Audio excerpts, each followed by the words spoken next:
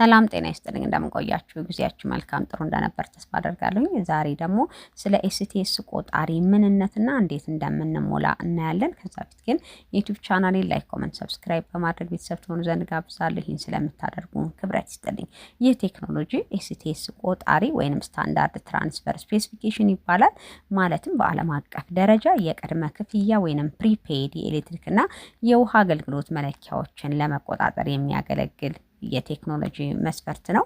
ይህ ኤስቲኤስ ቴክኖሎጂ ወይንም ደግሞ የስታንዳርድ ትራንስፈር ስፔሲፊኬሽን ቆጣሪዎች ዋና መታየት ያለባቸው ሐሳቦች ምንድናቸው? እዚህ ላይ የመጀመሪያው ቶክን የምንለው ነገር አለ። እንዴት ነው ይህ ቶክን አሰራሩ? በዚህ ቆጣሪ ወይንም በኤስቲኤስ ቆጣሪ ውስጥ የኤሌክትሪክ ኃይል ለመሙላት 20 አሃዝ ወይንም ዲጂት ያለው የቁጥር ኮድ ወይንም ቶክን ጥቅም ላይ ይውላል። ይህ ኮድ በቆጣሪው ላይ በሚገኘው ቁልፍ ወይንም ደግሞ ኪፓድ አማካኝነት ሲገባ ቆጣሪውን ኮዱን ፈትሾ የገዙትን የኪሎዋት መጠን ወይንም ደግሞ የኤሌክትሪክ ኃይል መጠን ይጨምራል ማለት ነው። ደህንነቱ ላይ ስንመጣ እያንዳንዱ ቶክን የሚዘጋጀው ለዚህ ያለ ተወሰነ ቆጣሪ ወይንም ደግሞ ሜትር ነምበር ብቻ እንዲሆን ተደርጎ ነው። ለእያንዳንዱ የራሱ ቶክን ነምበር አለው ማለት ነው።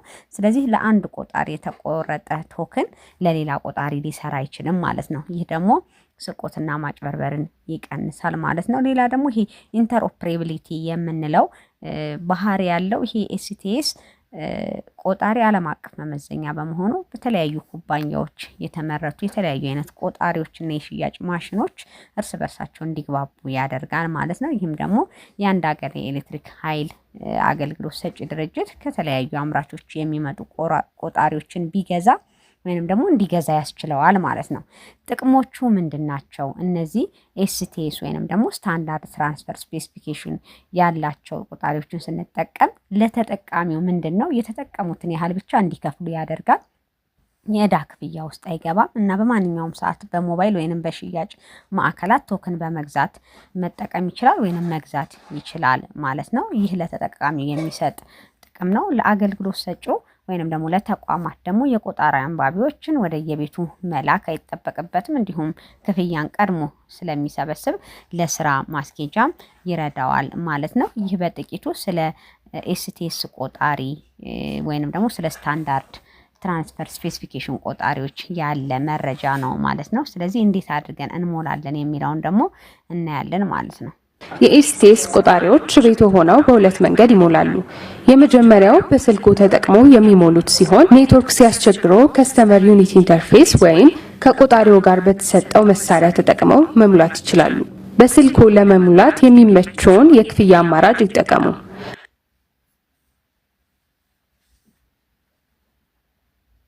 በመቀጠል ሲሪያል ነምበር ወይም የቆጣሪ መለያ ቁጥር ያስገቡ። የሚሞሉትን የገንዘብ መጠን ያስገቡ። ወዲያው ቆጣሪው ላይ አክሰፕት ወይም ተቀብሏል የሚል መልእክት ያያሉ። ይህ ካልሆነ በስልኩ ከሚደርሶ ሪቻርጅ ቶክን ነምበር ይዘው በሲአዩ መክፈል ይችላሉ። በሲአዩ ለመክፈል የሚከተለውን ማብራሪያ ይመልከቱ። መጀመሪያ ሲአዩአችንን ወይም ሪሞታችንን ወይም ከስተመር ኢንተርፌስ ዩኒታችንን ከቆጣሪዎች ጋር መጀመሪያ ማገናኘት አለብን። ይሄ ማለት ምንድነው?